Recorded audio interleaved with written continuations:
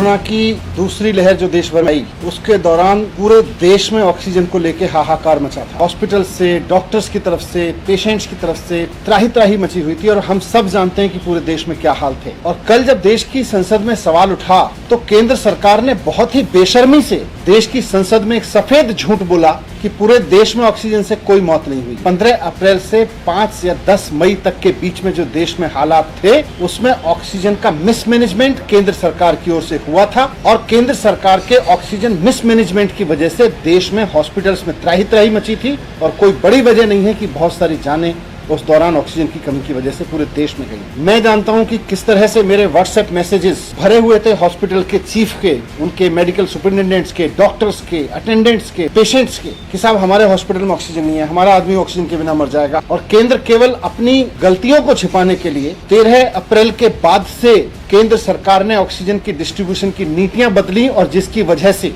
पूरे देश में ऑक्सीजन का डिजास्टर खड़ा हुआ। वो बंद कमरों में बैठ के बनाई गई नीतियां थी जिनकी वजह से पूरा का पूरा ऑक्सीजन डिस्ट्रीब्यूशन सिस्टम चौपट हो गया। केंद्र सरकार को ये जिम्मेदारी अपने सर पे लेनी पड़ेगी और लोग जानते हैं कि केंद्र सरकार ने इसको मैसअप किया था। संबित पात्रा जी आए प्रेस कॉन्फ्रेंस करने, जब प्रेस कॉन्फ्रेंस में बैठते हैं तो किसी चीज की जिम्मेदारी लेने की वजह से, कहीं ये समझने की वजह से कि गलती कहाँ हुई थी, झगड़ना शुरू कर देते हैं। केजरीवाल जी को गाली देना शुरू कर देंगे, ममता जी को गाली देना शुरू कर देंगे, नॉन बीजेपी स्टेट्स के चीफ मिनिस्टर्स को गाली देना शुरू कर देंगे। इस देश में कितनी मौतें हुई हैं, उसमें से कितनी ऑक्सीजन की वजह से हुई हैं, इसकी जिम्मेदारी भी तो ले केंद्र सरकार। उसकी जगह आप केजरीवाल जी को गाली दोगे तो उससे आपके पाप थोड़ी छिप जाएंगे। सारा देश जानता है, जो इतिहास गवाह है, आज से 100 साल बाद भी इस बात की चर्चा होगी कि जब सारी दुनिया महामारी से जूझ रही थी, केंद्र सरकार अपनी मूर्खतापूर्ण नीतियों की वजह से इस देश को ऑक्सीजन के क्राइसिस में धकेल चुकी थी। और जब मुख्यमंत्री जी ने कहा कि ये जिम्मेदारी लेते हुए सरकार, अगर किसी परिवार के किसी मरीज की मौत ऑक्सीजन की कमी से हुई है तो सरकार 5 लाख रुपए का मुआवजा लेगी और जिम्मेदारी लेगी